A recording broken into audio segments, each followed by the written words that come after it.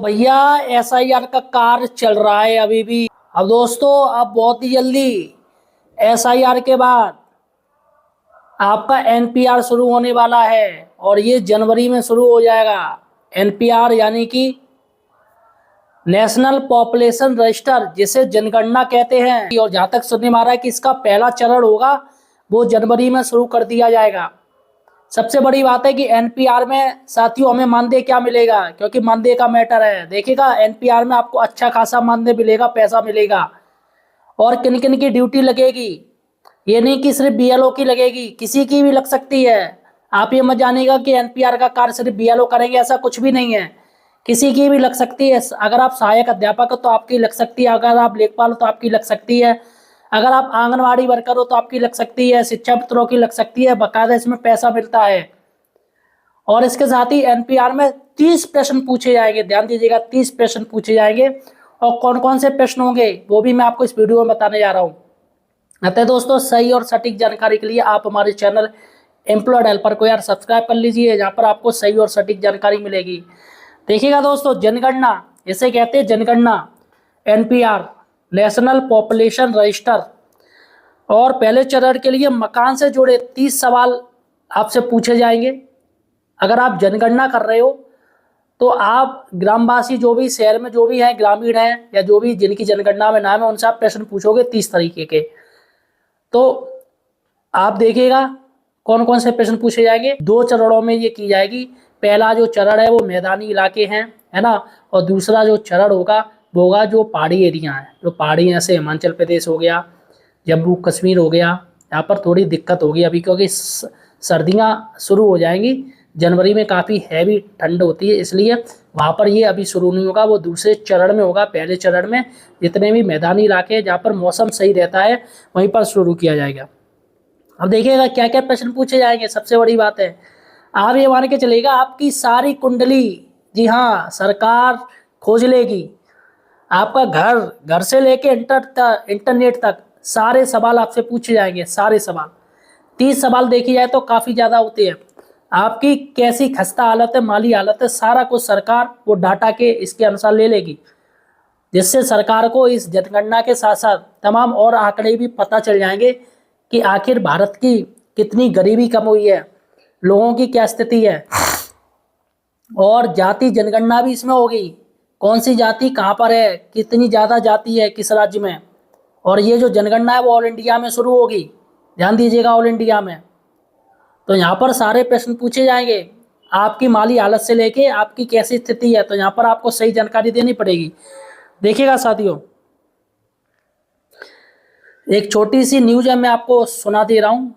नए साल में जनगणना वाले कई सवाल लेकर आपके घर पर दस्तक देंगे। वे घर के निर्माण से लेकर उसके उपयोग के बाबत तमाम जानकारी एकत्रित करेंगे। मसलन सौर ऊर्जा से लेकर इंटरनेट के इस्तेमाल तक की जानकारी मांगी जाएगी। देखिएगा, और कौन कौन सी जानकारी मांगी जाएगी। घर का फर्श कैसा है ये भी पूछा जाएगा, कच्चा है, पक्का है, कैसा है, और टाइल लगी है क्या नहीं लगी है, ये पूछा जाएगा।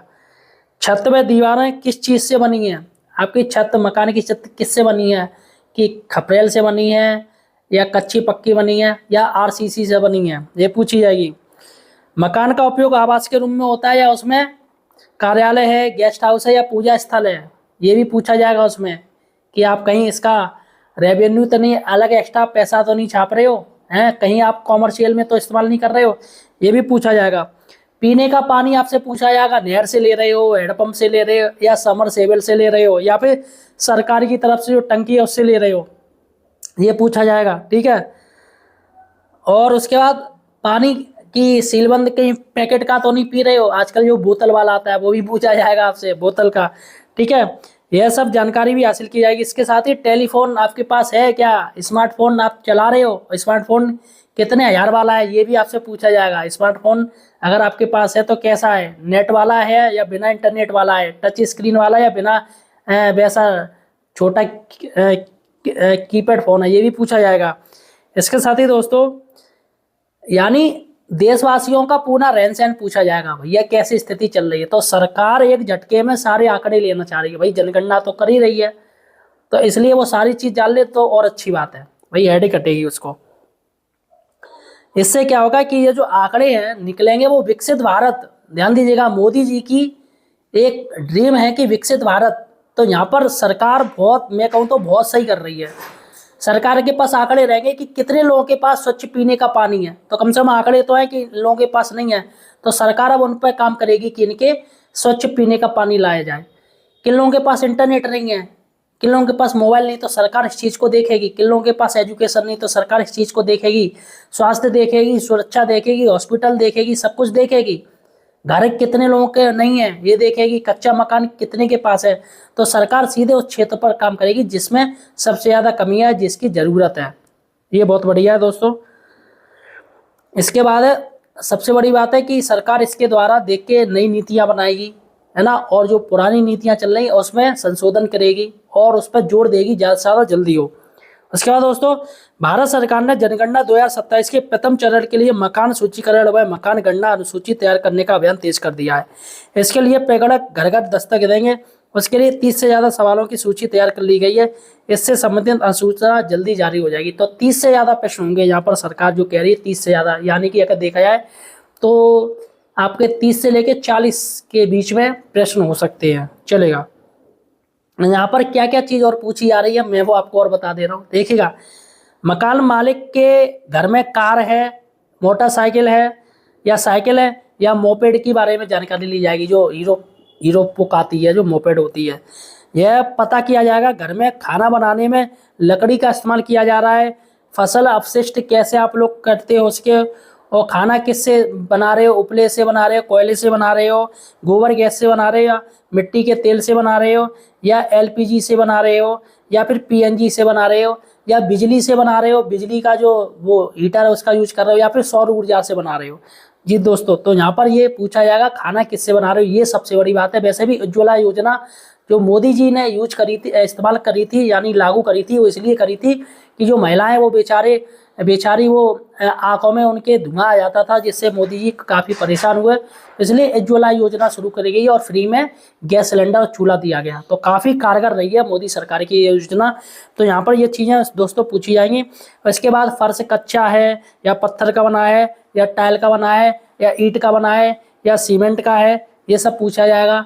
टीवी में डिश व डीटीएच की सुविधा है या नहीं है। अगर आप डिश देख रहे हो या टीवी देख रहे हो तो कौन सी देख रहे हो, फ्री वाली देख रहे हो, पेड वाली देख रहे हो, डिश देख रहे हो, डिश टीवी या डीटीएच देख रहे हो।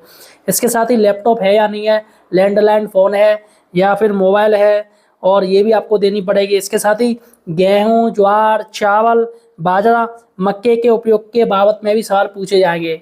तो आपको ये मतलब खाने से रिलेटेड होगा कि किसकी ज़्यादा रोटी आप क्या इस्तेमाल कर रहे हो, ये सब चीज़ होगी। अब दोस्तों, ये सब कुछ होने के बाद आखिर ये आंकड़े कब जारी किए जाएंगे, सबसे बड़ी बात है। जनगणना तो हो जाएगी, आंकड़े कब जारी किए जाएंगे। देखिएगा, जनगणना 2027 का पहला चरण अगले साल अप्रैल से शुरू होगा। इसमें मकानों व उसमें रहने वालों के रहन सहन के स्तर पर ब्यौरा एकत्र होगा। वर्तमान में लद्दाख व पश्चिम बंगाल को छोड़कर पूरे देश में पहले चरण के मकान सूचीकरण के काम का पूर्वाभ्यास चल रहा है।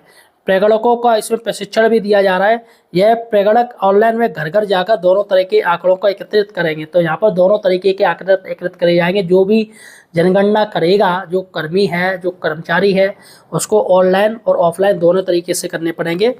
यह पहली बार डिजिटल माध्यम का उपयोग होने से जनगणना के आंकड़ों भी जल्दी सामने आ सकेंगे। पहले की जनगणनाओं के मुख्य आंकड़े तो आ जाते थे, लेकिन विस्तृत आंकड़े आने में कई साल लगते थे। तो यहाँ पर जनगणना का आंकड़ा आप सीधे आ जाएगा एक ही क्लिक से। दूसरे चरण की बात करें, पहला चरण मैंने आपको बता दिया कि कहाँ कहाँ दोस्तों छोड़ा जाएगा। एक तो वर्तमान में लद्दाख और पश्चिम बंगाल में ये छोड़ दिया जाएगा, ठीक है, अभी इनमें नहीं होगा। लेकिन दूसरे चरण में 2027 के पूरे देश की जनगणना कराई जाएगी, जिसमें जातिगत जनगणना भी शामिल है। आज़ादी के बाद पहली बार जातीय जनगणना होनी है, इसलिए इस काम को बहुत ही चुनौतीपूर्ण माना जा रहा है। जनगणना में पहली बार मोबाइल ऐप वेब पोर्टल उपयोग होगा। इसके लिए सवाल अलग से तैयार होंगे। भारत के महाराष्ट्र एवं जनगणना कार्यालय ने सभी राज्यों को विस्तृत निर्देश भेज दिए हैं। तो यहाँ पर जनगणना सीधी सी बात है कि जाति रहेगी, जाति से रिलेटेड। और वैसे भी जो विपक्षी पार्टी है वो शुरू से कह रही है कि हम जाति जनगणना करवाना चाह रहे हैं, हम देखना चाह रहे हैं कि आखिर देश में कितनी जातियाँ का जो है अधिकार है या वोट बैंक है वो कितना % है। तो साथियों, ये है जनगणना के बारे में। जो कि मैंने आपको बता दिया है। और मैंने आपको बताया था कि इसमें किसी की भी ड्यूटी लग सकती है। आप ये मत सोचिएगा कि अगर आप BL हो तो आपकी लगेगी, ऐसा कुछ भी नहीं है, किसी की भी लग सकती है। क्योंकि पिछली बार जो जनगणना हुई थी उसमें किसी की भी ड्यूटी दे दी गई थी, ऐसा नहीं था सिर्फ BLO को दी गई थी। और बाकायदा इसका पैसा भी मिलता है दोस्तों। अभी कोई क्लियर नहीं हो पाया, लेकिन सुनने में आया था जो पिछली बार हुई थी उसमें करीब 20 से 25 हज़ार रुपये मिले थे जनगणना करने में।